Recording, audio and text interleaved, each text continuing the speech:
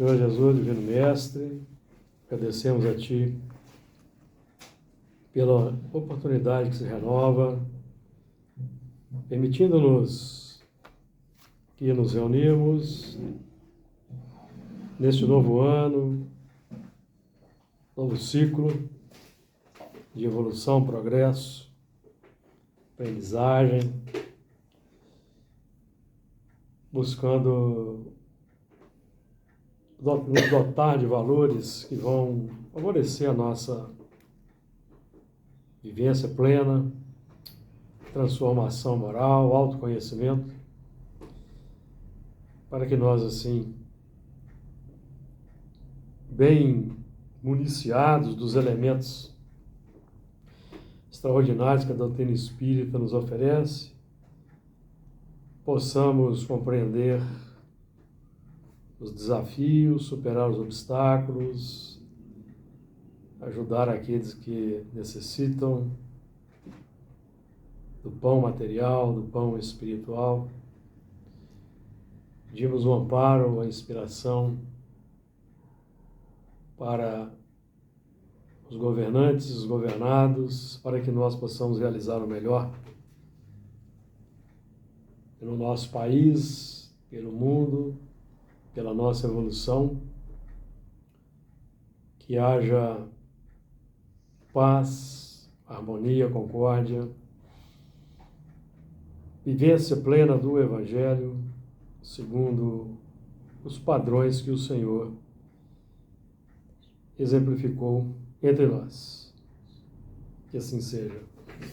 Muito bem, então dando continuidade ao estudo do Apocalipse, capítulo 19, versículo 10, que vamos terminar hoje, iniciamos na semana passada, e vamos avançar para os versículos seguintes. Então vamos lá. Capítulo 19, versículo 10. E eu lancei-me a seus pés para o adorar, mas ele disse-me: olha, não faças tal, sou teu conservo e de teus irmãos, que têm o testemunho de Deus. Adora a Deus, porque o testemunho de Deus é o espírito de profecia.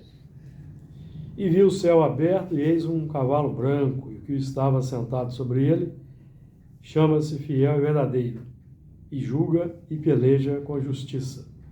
E os seus olhos eram como chama de fogo, e sobre a sua cabeça havia muitos diademas, e tinha um nome escrito, que ninguém sabia senão ele mesmo.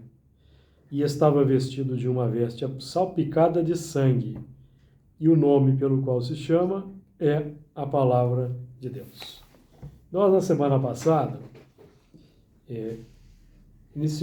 terminamos os trabalhos comentando o versículo 10, que vamos hoje terminar. O versículo 10, então, repetindo: e eu lancei-me a seus pés para o adorar, mas ele disse-me: olha, não faças tal, sou teu conservo e de teus irmãos, que têm o testemunho de Deus, de Jesus.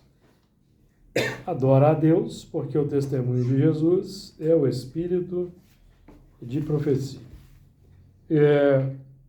Essa primeira parte nós já estudamos, e eu lancei meus seus pés para o adorar, mas ele disse-me: olha, não faças tal, sou teu conservo e de teus irmãos, que têm o testemunho de Jesus.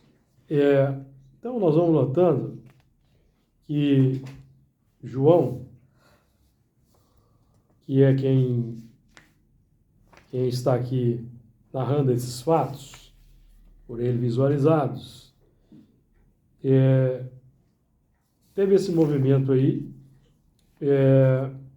de lançar-se aos pés desse ser que se apresentou para ele,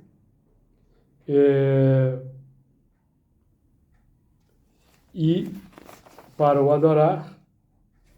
E ele disse: sou teu conservo, ou seja, ele se colocou no mesmo plano, pela humildade, mesmo plano de evolução, mesmo plano de lutas, de aprendizagem, embora já esteja numa condição mais avançada. Sou teu conservo de teus irmãos que têm o testemunho de Jesus. Então aqui eles já estavam vivenciando os exemplos de Jesus. Eles já tinham ultrapassado aquele momento de recepção do ensinamento, porque quando nós recebemos os primeiros lances dos ensinamentos, esses ensinamentos para nós são profecias. Então, por exemplo, fora da caridade não há salvação. Estou tomando aqui como exemplo. Para nós é uma profecia. Quando nós nos aproximamos da doutrina espírita, começamos a estudar e aprendemos esse lema deixado por Kardec para nós, o lema da ação, da prática, da vivência. Quando nós tomamos esse contato inicial, obviamente, que esse lema não faz parte da nossa rotina existencial ainda. Então, para nós é uma profecia. Eu vou começar, então, a colocar em prática a profecia. Um postulado, quase, né? Mas é profético. Profético para ser implementado. Porque não é a nossa vida até então, falando de um modo geral, falando de nós quando nós tomamos o primeiro contato com o Espiritismo, a nossa tônica de vida não é a prática da caridade. Salvo exceções. Salvo exceções. Porque nós vivemos a vida normal e natural da sociedade, que é aquela vida voltada para as atividades materiais, a conquista do... Para a maioria está difícil de compreender. A conquista do ganha-pão, a vivência plena do egoísmo, que é a tônica da sociedade. Então, fora da caridade não há salvação, é todo um dispositivo profético para nós. Um postulado profético. Adora a Deus, porque o testemunho de Jesus é o Espírito de profecia. Então aqui ele está dizendo, aqui como no primeiro lance do versículo, João disse, eu lancei-me aos seus pés para o adorar, mas ele disse, olha, não faças tal. Agora então ele está complementando aqui o que ele queria dizer, adora a Deus. Então, o nosso trabalho, a nossa busca na existência passa a ser a adoração a Deus, mas não a adoração a Deus nos moldes religiosos tradicionais, que é uma adoração, e me desculpe aqui eu falar nesses termos, que é uma adoração inoperante. Por que é inoperante?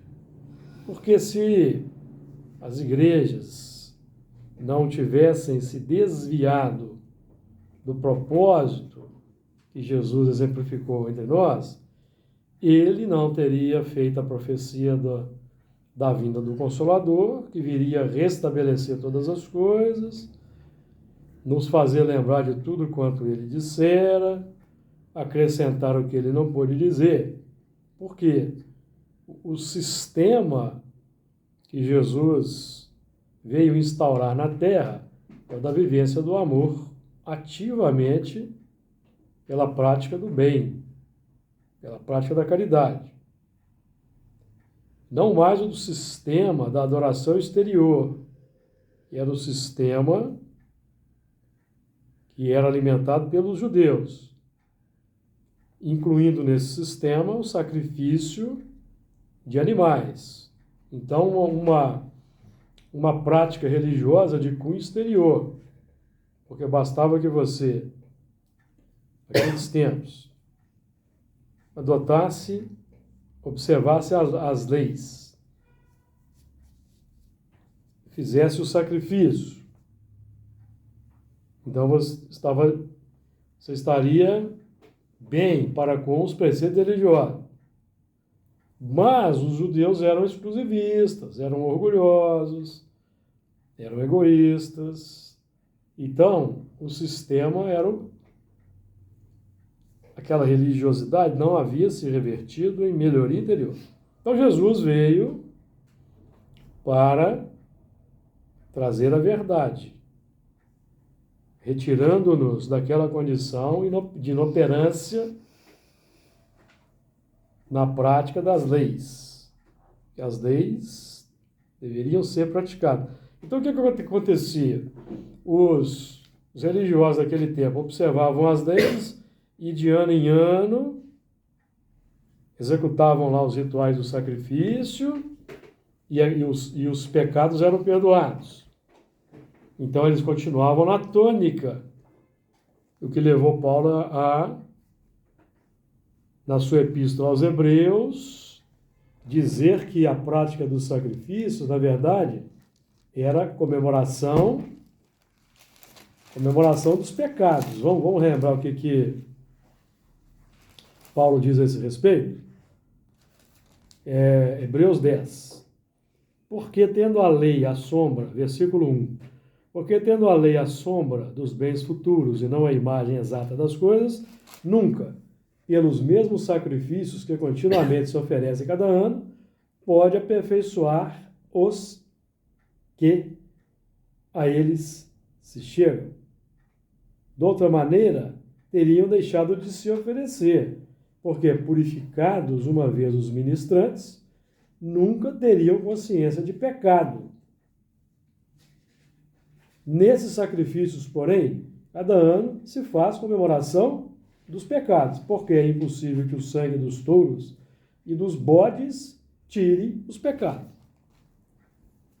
Então, os religiosos substituíam o sacrifício animal pela prática da lei, pela vivência da lei. Então, eles faziam anualmente comemoração dos pecados, porque eles iam lá todo ano cumprir os rituais para quitar-se com Deus e terem os pecados eliminados. É o que se faz na religião, não é? Isso. Você não vai lá todo ano fazer uma confissão? E o padre fala, seus pecados estão perdoados. Aí você pode voltar, repetir. A praticar. Então, o Espiritismo, o Consolador prometido, veio à Terra para restabelecer todas as coisas. O objetivo da revelação divina entre nós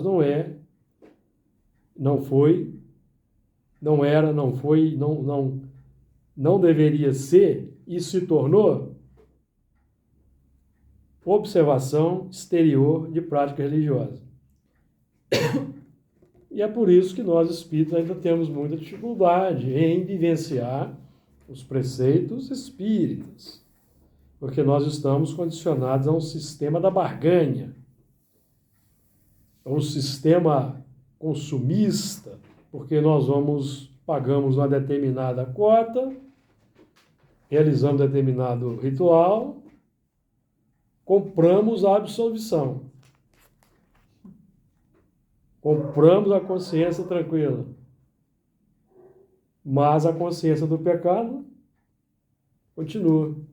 É isso que Paulo está dizendo aqui. Por que continua? Porque todo ano os elementos voltavam lá para fazer sacrifício. Se todo ano eles voltavam para fazer o sacrifício, é porque a tônica era a mesma.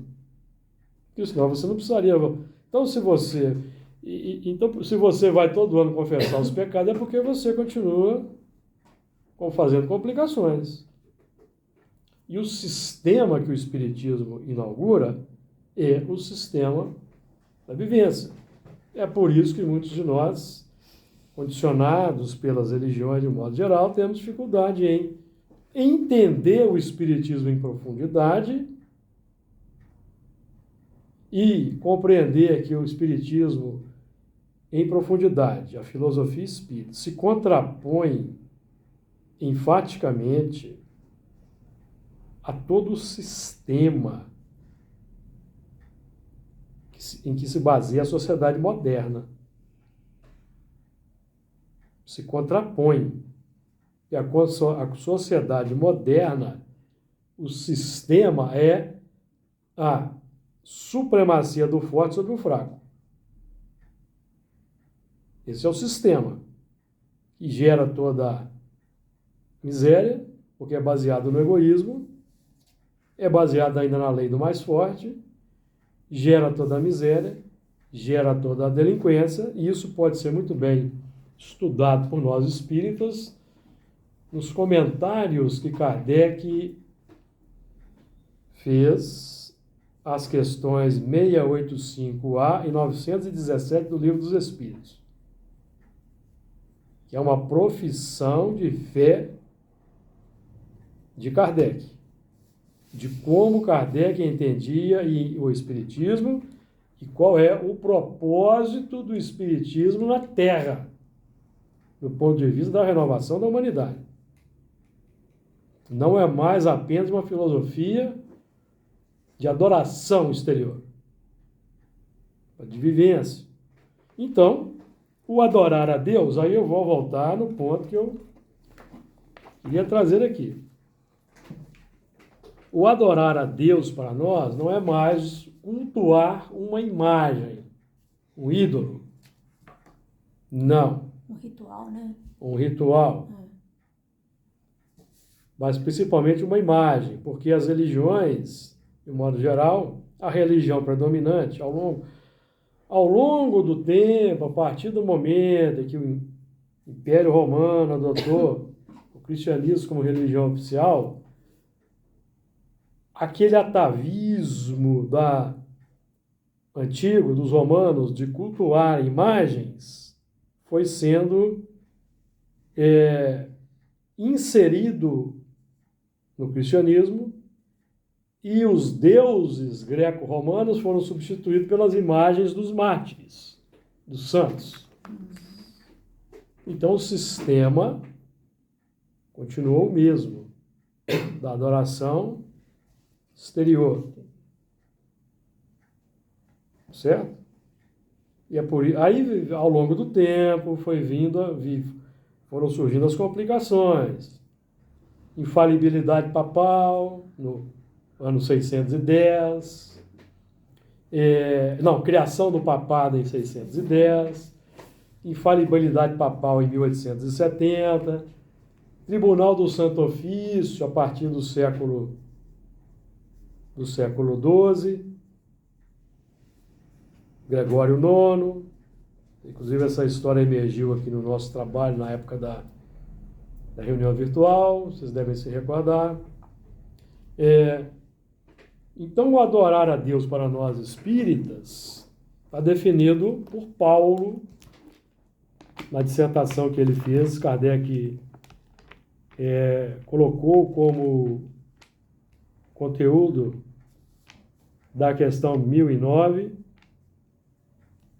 dissertação de Paulo, que é uma dissertação de Lamennais, uma dissertação de Agostinho, de Platão e de Paulo. A de Paulo é interessante, porque ele define de maneira bem prática, bem pragmática, vamos dizer assim, fincada com o pé no chão, não mais com a cabeça nas nuvens, que nos torna indiferentes para com a sorte do próximo. Paulo diz assim: gravitar para a unidade divina, eis o fim da humanidade. Para atingi-lo, 3 coisas são necessárias: a justiça, o amor e a ciência. Justiça, porque nós temos uma lei de justiça, de amor e caridade. E uma lei de igualdade. E todos somos iguais. Então a desigualdade, por exemplo, social, que existe no mundo, não é de origem divina, está lá na questão 806, é de origem humana, e nós precisamos então restabelecer a ordem divina das coisas. e a combater a desigualdade social. Que, aliás, os sistemas econômicos dos países mais avançados hoje na Terra praticam esse dispositivo. Os sistemas mais avançados, os europeus, os países da Escandinávia, são os países que mais estão avançados nessa questão. Questão social, né? Questão social. Então, as questões que eu citei aqui, os comentários de Kardec, as duas questões, 1085A e 917, são comentários que nos colocam com os pés voltados para a sociedade.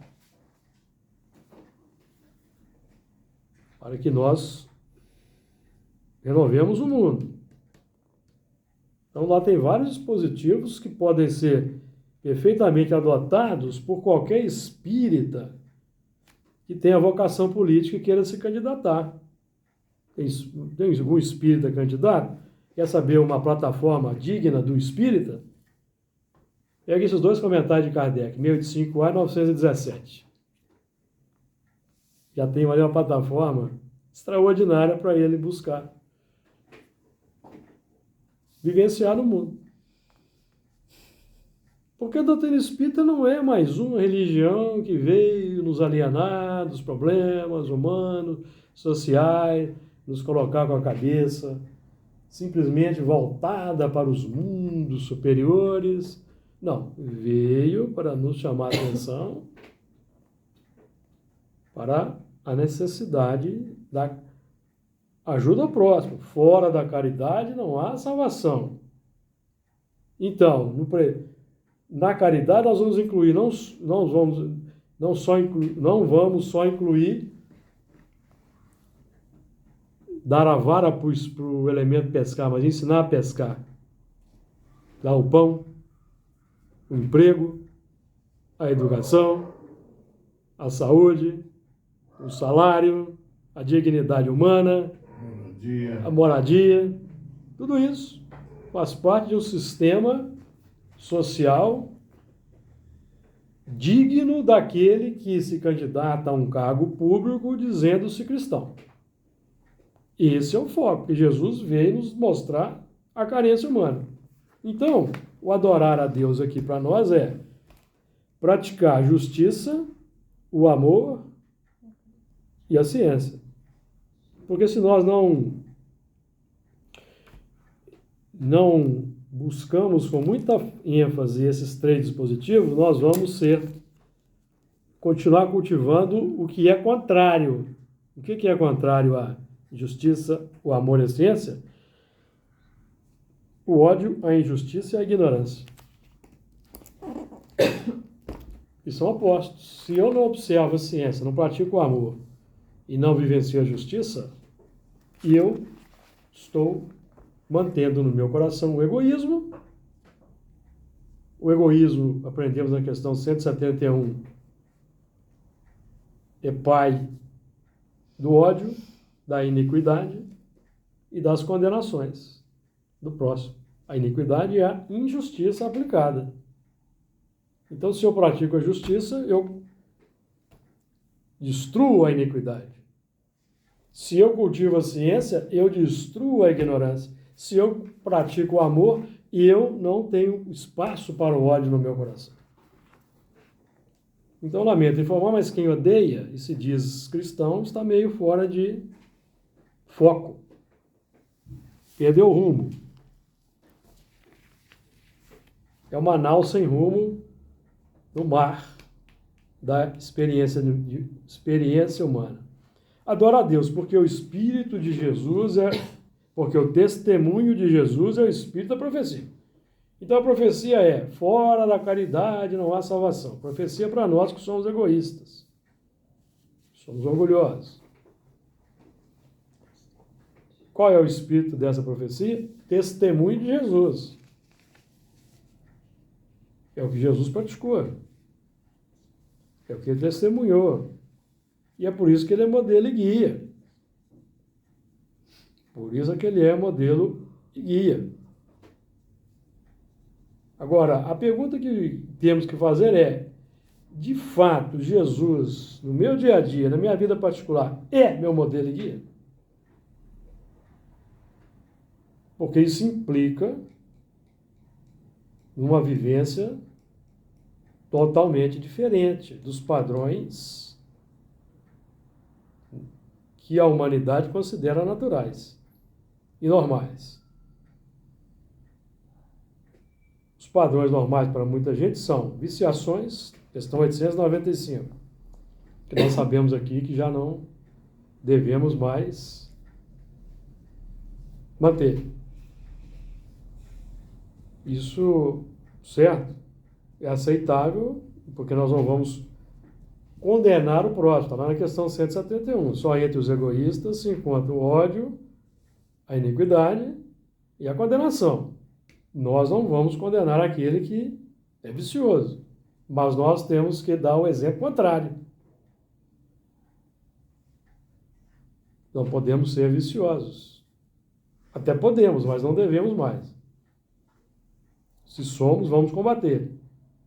Vamos nos esforçar. Porque senão a humanidade não muda. A humanidade que não muda mantém-se na estagnação. Os processos são mais lentos. Os processos são mais lentos. São mais demorados. Porque nós religiosos, por exemplo, não conseguimos... porque o adorar a Deus, na prática, é aplicar o testemunho de Jesus. Isso que é adorar a Deus. Porque Jesus, por exemplo, levantava muito cedo, orava e saía a campo para trabalhar, para operar, junto à humanidade. Então, a adoração a Deus com prática atuante. Os espíritos que foram reencarnando, egressos do Império Romano, por exemplo, e foram tendo oportunidades em novas existências, inserindo-se no seio do cristianismo, que foi ganhando força, transformaram a religião, transformaram a filosofia de vida de Jesus na religião católica apostólica romana. Os espíritos romanos que fomos reencarnando sucessivamente no seio da igreja. Só como exemplo, que eu estou dizendo, ilustra, nós vamos encontrar, por exemplo, o Gregório IX, que foi quem criou o Tribunal da Santa Inquisição, era a reencarnação do grande general Mário, tio de Júlio César. Um exemplo. Então, toda a turma romana foi reencarnando no seio da igreja. E depois ele foi o espírito que é considerado patrono, né, do Brasil, Tiradentes. Como Tiradentes, o antigo Gregório IX e o general Mário resgatou os seus erros do passado. Porque entre todos os inconfidentes ele era o único idealista. Os outros tinham interesses. E ele era o idealista de fato. Não vou dizer que os outros não tinham ideia, mas tinha um interesse muito forte que movia. E o Tiradentes era puro. O idealismo ele era um homem simples, né? Ele era um humilde alferes. Até aí vemos aí o contraponto do grande general, que fez grandes reformas no exército romano, conquistador, 7 vezes cônsul, e reencarna como um humilde alferes, cultivando um ideal de liberdade legítimo, legítimo e foi martirizado, foi o único que foi martirizado. O único que foi martirizado. E se tornou um gigante para nós brasileiros e resgatou os seus compromissos do passado, certo? É que os planos de Deus são perfeitos, né? São. Ele se apropria, né, desses vultos para ajudar, né, a nós mesmos. Exatamente. Então, são espíritos que tinham grande capacidade, tanto que eles estabeleceram o Império Romano, depois foram reencarnando no seio da igreja para redimirem-se, certo? Se transformarem, mas não conseguiram, aí inseriram toda a complicação romana no seio da igreja e a situação se complicou. Então a religião cristã se tornou uma religião nos moldes da religião romana. Por exemplo, os romanos tinham o sumo sacerdote, que era o Pontifex Maximus, que, por exemplo, Júlio César foi um Pontifex Maximus. Geralmente os imperadores, eles acumulavam os dois cargos, o chefe do império e chefe da religião. Pontifex. A Igreja Católica adotou o título para o Papa de Sumo Pontífice. A mesma, você está notando? A mesma nomenclatura. Os deuses se tornaram as imagens dos mártires. Os templos suntuosos de Júpiter, de Minerva, de Vênus, se tornaram as catedrais também suntuosas. Então todo o sistema se repetiu. Todo um sistema de paramento, de vento. Mesma coisa. Então Jesus, governador da terra, prevendo tudo isso, anunciou a vinda do Consolador, que presentemente nós temos aqui o privilégio de estudar. Provavelmente em segunda oportunidade. Então, porque o testemunho de Jesus é o espírito de profecia. Então, o espírito da profecia espírita é o testemunho de Jesus. E é por isso que Jesus é o modelo e guia. O tipo mais perfeito que Deus nos tem apresentado como padrão de vivência no mundo. Tá certo? Comentários?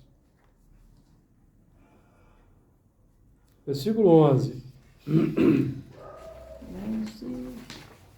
E viu o céu aberto, e eis um cavalo branco, e o que estava sentado sobre ele chama-se Fiel e Verdadeiro. E viu o céu aberto. Então, o céu aberto é a condição de consciência clara. Intuição nítida. O céu aberto, para nós, não é observarmos a estrutura universal, visualizarmos os mundos espirituais, que seria até bem interessante esse quadro. E de vez em quando nós até temos essa oportunidade durante o sono. Quando nós nos libertamos pelo sono, nós temos essas oportunidades, esses movimentos de vislumbrarmos alguns aspectos aí do universo. Mas o céu aberto significa para nós consciência clara, nítida, das dificuldades internas, dos valores que nós estamos cultivando, estamos alimentando, do que precisamos realizar em termos de transformação moral, identificação das imperfeições,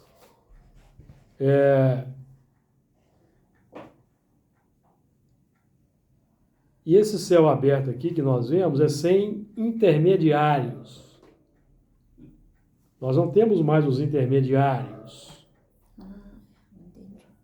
Os sacerdotes, as autoridades, às quais nós vamos pedir o acesso, como acontecia no passado. Porque no passado o lema, e era até os tempos de Kardec, fora da igreja não há salvação. Por isso que Kardec contrapõe, fora da caridade não há salvação. Salvação do egoísmo. Salvação do orgulho. Salvação desses movimentos vaidosos e que nos mantém aí numa suposta superioridade em relação aos irmãos da humanidade. A razão, então, se abre e nós vemos, então, claramente, pelo estudo da doutrina espírita, qual é o nosso padrão moral. O padrão moral é medido, ou é definido, pelo conjunto dos sentimentos que nós temos no nosso coração. O conjunto dos sentimentos, das emoções, falam do nosso estágio de evolução.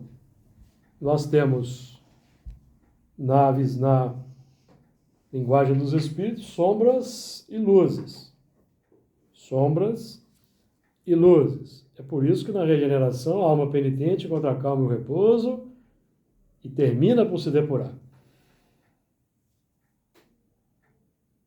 O resquício da sombra, certo? Se alguém acha que não tem sombra aí, toma cuidado, está no caminho equivocado. Porque a vaidade, o elemento pode, não é isso, no arrobo de vaidade, achar que ele está muito bem. A gente tem que estar sempre assim, com o pé atrás e perceber que nós não estamos muito bem assim, não. Isso é aberto também, poder se dizer que é a verdadeira consciência desperta, né? A verdadeira consciência desperta é identificar o que precisa ser transformado ainda e continuar no trabalho. Porque nós vamos aí... Porque o trabalho vai ser a salvaguarda para quê? Para a culpa, para o remorso, para o arrependimento. O trabalho. Como nós erramos, todos nós cometemos erros, diariamente cometemos erros, então, às vezes, a culpa nos visita, o remorso nos visita. É um alerta para nós, é um aviso, ó, precisamos mudar isso. E qual que é o sistema? Continuar no trabalho. E se parar, se desanimar, significa orgulho. Ah, eu não vou lá na reunião, não, porque os espíritos vão... olha o que eu fiz hoje. Preocupa não, porque eles sabem o que você fez hoje e nas últimas 50 reencarnações, então não preocupa com isso, não. No mínimo. Então vem exercitar a humildade. É isso. Para eu quebrar esse sistema, eu tenho que exercitar a humildade. Não é? Escutar os espíritos, acusando. Isso é bom para a alma, gente. Faz bem. Você pode pedir perdão. Faz bem. Faz bem, ué. É necessário. Eu falo por experiência própria aqui Eu falo por experiência própria aqui da reunião, ué. Quantas vezes eu já tive essa oportunidade de pedir perdão para os espíritos? Várias vezes. Agora, não sei porquê não. É bom, ué, faz bem. Aquela menina, a Júlia, lembrei dela agora que você falando disso aí. Sim. Mas isso são os escolhos da mediunidade. Os escolhos da mediunidade. O médium... O que você acha infalível? Médium, doutrinador, Mas palestrante? mesmo, né? Está no caminho equivocado. Está na idolatria. Está sendo idolatrado e passa a acreditar. No aplauso, no elogio. Começa a cultivar certas ideias. Eu sou missionário. Escolhas da mediunidade. Mas ela poderia ter continuado? Não?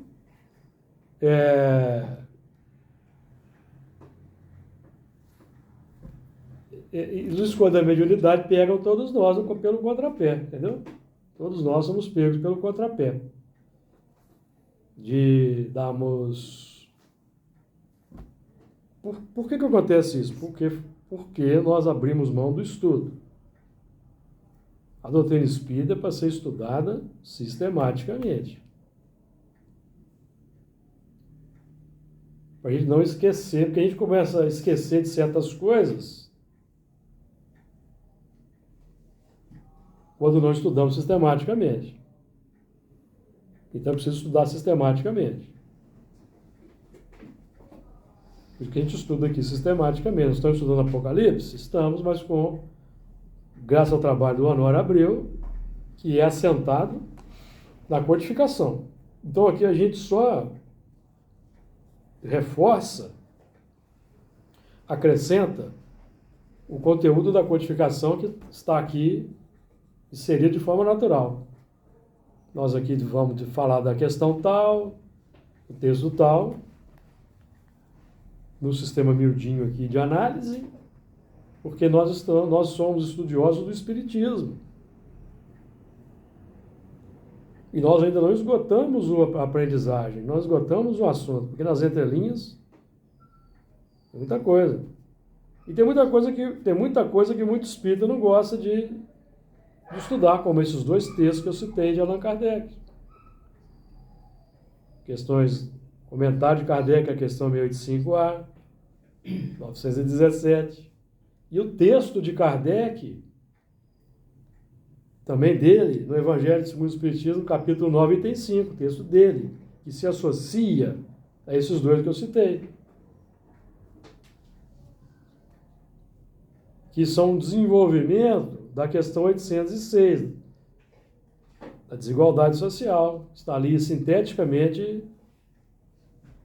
abordada pelos espíritos. Os espíritos, por exemplo, o Kardec perguntou se a desigualdade social é de origem humana ou divina, questão 806. E os espíritos responderam, é de origem humana. Para bom entendedor, meia palavra basta. Por que os espíritos, então, disseram de forma sintética? Porque nós temos que desenvolver o assunto, porque isso tem implicação na sociedade. Por que a desigualdade social se instaurou? Aí nós vamos estudando a doutrina espírita. 913, por causa do egoísmo. Então é preciso combater o egoísmo. 913. Como que eu combato o egoísmo? Aí eu vou estudar as questões 895, quais os indícios da imperfeição moral, quais os sinais característicos da imperfeição moral. Eu vou estudar a 918, por quais sinais se pode reconhecer o progresso real do espírito, 918. Quais os sinais de uma civilização completa, 793. Então, a desigualdade é gerada pelo egoísmo. Então, se eu preciso combater o egoísmo e preciso fazer as reformas da sociedade, questão 914, porque Kardec também tratou disso. Reformar as instituições.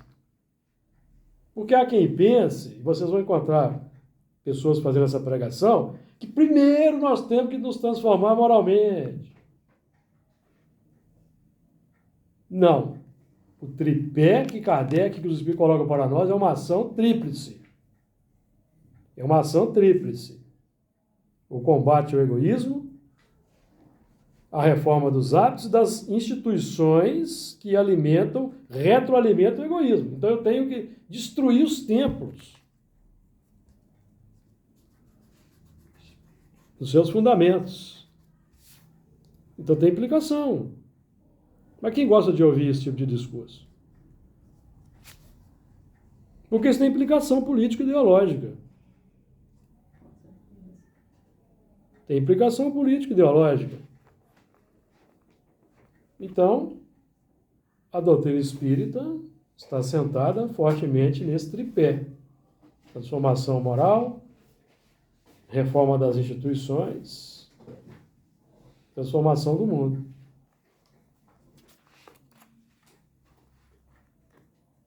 Isso está muito claro, Vou repetir. Eu vou repetir para quem não está muito acostumado com Allan Kardec raiz. Senta na cadeira, aperta o cinto, coloca o cinto e vai estudar esses 3 textos que eu citei de Kardec. Comentário à questão 685, comentário à questão 917, Evangelho segundo o Espiritismo, capítulo 9, item 5. Só esses 3, já vai lá a estrutura. Ela está aqui, Júlio?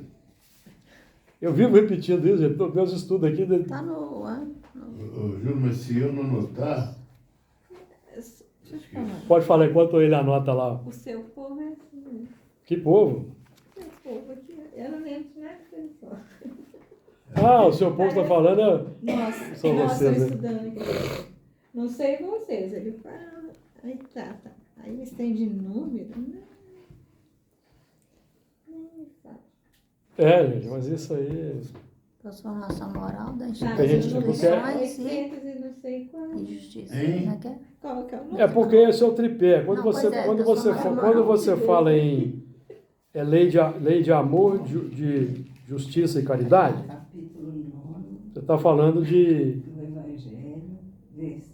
capítulo 9, item 5. 9, Item 5. Esse eu Item esse eu 5. memorizei. A questão. não Kardec ali é bem direto. Questão o quê? Questão o quê? 685A, o comentário. 685. Pode ler a resposta também, que é só a resposta do Espírito também Não, me abala muito, quero ler isso. já põe para pensar, entendeu? Qual é o tipo de sociedade que nós devemos instaurar na Terra? Né? A questão 806, Tanto 685A, 916, Gente, tem quantos anos que eu escutei? né?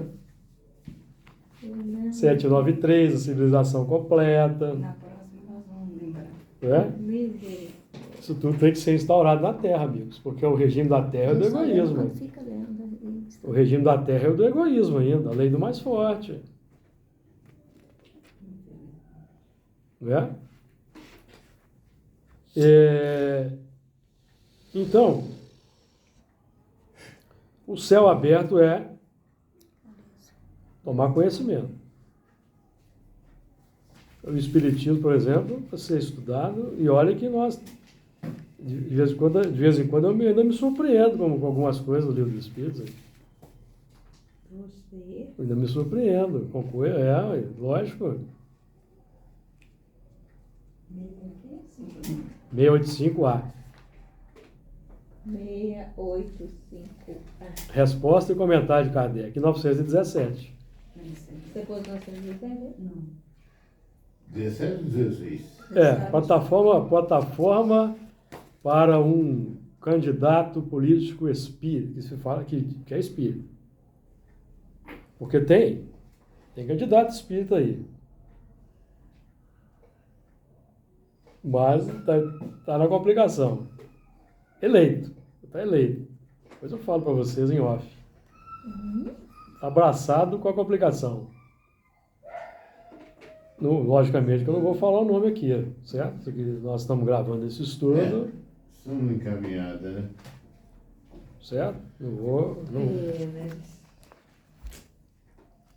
Mas Amigos, o negócio não é fácil, não. Nós estamos vivendo a luta entre o amor e o ódio. verdade.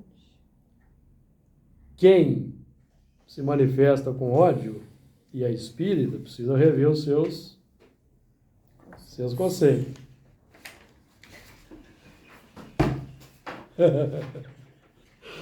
Preocupa não, menina. A gente nós ainda estamos nessa ainda. Nós ainda estamos nessa. Nós somos cidadãos do mundo. A primeira, Eu fiquei tranquila. o primeiro ensinamento que nós precisamos não nos esquecer é que ser espírita não é para qualquer um, né? Como diz o Raul, né? E precisamos ter coragem, né? Coragem para olhar de frente as próprias imperfeições, que esse que é o problema, né? Exatamente. Porque o céu está aberto. Depois que o céu se abriu, não adianta querer sair de fininho, não. Não adianta. O céu já abriu. Nós aqui estamos sabendo até de nome, sobrenome, CEP, endereço de vidas antigas aí. Não estamos? Tem indivíduo aí que tem nome, CPF, CEP revelado aí E me fornece até o DNA. de algumas existências aí, não tem? Não tem acontecido? Aqui na reunião de segunda-feira? Tem. Não tem? Então, é o céu aberto. Fernando, pede pra mim, ó. Fecha a porta ali. Pedro. Fecha a porta. É. Não, pedi. Então, e viu o céu aberto. E eis um cavalo branco. O cavalo branco, eis um céu aberto e o cavalo branco. O cavalo, o médium, por exemplo, na Umbanda, o médium é chamado de cavalo. É. Então, o cavalo é um instrumento. Uhum. Instrumento de De... transporte. É o nome do... Não é isso? Então, aqui, o cavalo aqui é um instrumento de transporte. Estava sentado sobre ele, chama-se fiel e verdadeiro, e julga e peleja com a justiça. Então, eis um cavalo branco, é o médium. O branco significa pureza. É a súmula de todas as cores. Por exemplo, o arco-íris. O arco-íris é a decomposição da luz branca. 7 cores. Mensagem trazida sem nódoas. Sai trazida sem nódoa. Então, por isso que o médium espírita precisa estudar a codificação. E é por isso que eu digo sempre que menos médiums e mais Kardec. Porque o médium que não estuda Kardec e confia só em si mesmo, no que ele recebe, não passa pelo crivo, pelo critério seletivo, se está de acordo com a doutrina espírita, ele se deixa dominar pela vaidade. E vai ser instrumento de mistificação. Instrumento de mentira. Uma mentira envolvida em palavras bonitas, que engana muita gente. E vai citar personalidades, mas temos que estar atento à mensagem, o que está sendo dito. O que está sendo dito vai...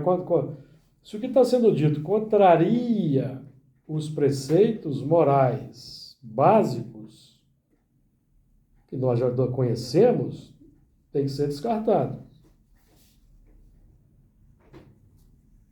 Tem que ser descartado, amigos. Não existe médium infalível, nenhum médium infalível. Todos os médiums temos complicações e nós temos que estar atentos. E o médium que não aceita crítica, que não aceita ser corrigido, é o indício de fascinação. O médium que julga que está sempre com a verdade, que está sempre certo, e não concorda com outras opiniões, com o contraditório, é um médium fascinado. Um médium Não tem humildade. espírita, que não concorda com a doutrina espírita, é um médium fascinado. Ou um médium espírita, que quer inserir outras ideologias, enxertar outras ideologias no ensinamento espírita, é um médium mistificador. Então é um cavalo que vai veicular uma mensagem que não será fiel e nem verdadeira, segundo o padrão espírita. Se o médium se diz espírita, mas ele não concorda com certos pontos do espiritismo, então ele está no lugar errado. É simples assim. Igual aquele dia que nós falamos aqui sobre espírita que tem vergonha de dizer que é espírita. Exato. Então não é espírita. Não é espírita. Então ele está no lugar errado. Então se eu me matriculo na escola espiritista e ao longo do tempo eu quero inserir a minha preferência filosófica, que destoa do que é do espiritismo, eu estou no lugar errado. Estou sendo instrumento de confusão, desordem, discórdia. Por uma questão de fidelidade, de honestidade, eu devo me afastar. E vou fundar uma escola particular, segundo o meu critério, mas eu vou querer transformar a doutrina espírita, que nós já estudamos aqui, que desceu pura, sem mistura, em capítulos anteriores, aí já é um problema. Já é a complicação se instaurando num grupo homogêneo.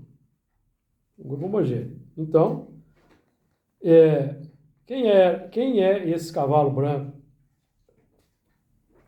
Hippolyte Léon Denisard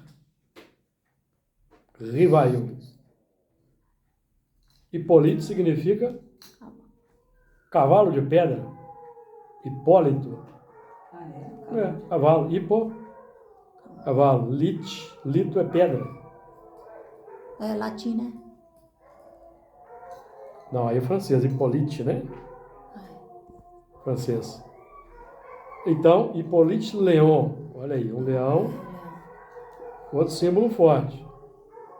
Fiel e verdadeiro. Porque Allan Kardec é o cavalo branco, instrumento do Espírito de verdade. Fiel e verdadeiro. Fiel e verdadeiro ao Espírito de verdade, que é o próprio Jesus. Encarregado por Jesus de desempenhar uma missão aqui na Terra, que é a codificação do Consolador prometido. O Espiritismo, que veio no tempo certo, restabelecer todas as coisas, nos fazer lembrar de tudo quanto Jesus ensinara, acrescentar o que Jesus não pôde dizer naquele tempo. Ainda tenho muito que vos dizer, mas vós não podeis suportar agora. O que vai ser feito pelo Consolador.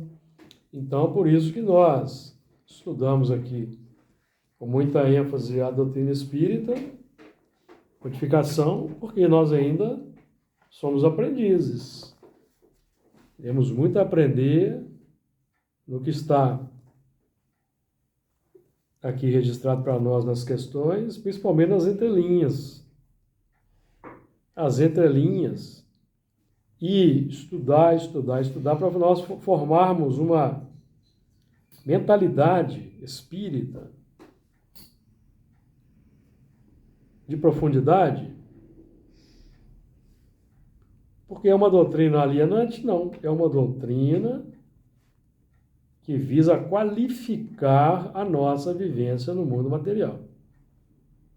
Qualificarmos-nos como homens de bem. Reforçar em nós a vocação para o bem e o amor,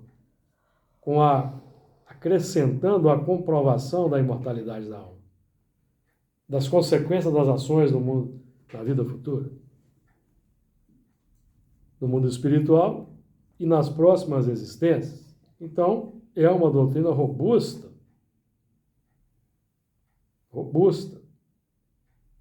capaz de nos conduzir bem, de nos dar as diretrizes para uma boa caminhada na Terra. Então, se nós estamos aqui hoje, dia 2 de janeiro de 2023, depois de uma longa caminhada na vida, e nós constatamos que cometemos erros lá atrás, isso não importa. Porque já passou. Já passou. Não é positivo ou propositivo ficarmos remoendo. Nós, às vezes, fazemos isso em função de certos problemas que surgem. Começamos a nos questionar. Será que eu devia ter feito isso? e não fiz, aí agora a pessoa está assim, será que foi... A gente que é pai e mãe, a gente tem esses dilemas, não tem? Mas não adianta mais, certo? Doravante, vamos buscar fazer, pelo menos as orações, pedir ajuda para os Espíritos para ajudar a dar uma diretriz segura para esses que nós aí... porque lá atrás nós fizemos tudo com a melhor das intenções.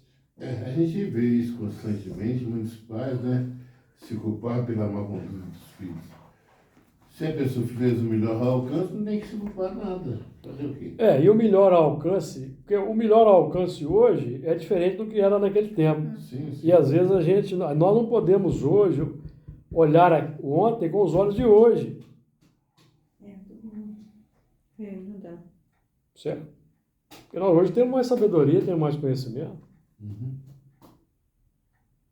Então até, vamos dizer assim, é até um ato de crueldade para com o nosso eu daquele tempo, assim como é para com o eu de 1000 anos atrás, 1700 anos atrás, 2000 anos atrás, porque naquele tempo nós éramos as pessoas próprias para aquele tempo. Então agora nos fazemos novas criaturas para o que vem pela frente. Que Jesus nos abençoe.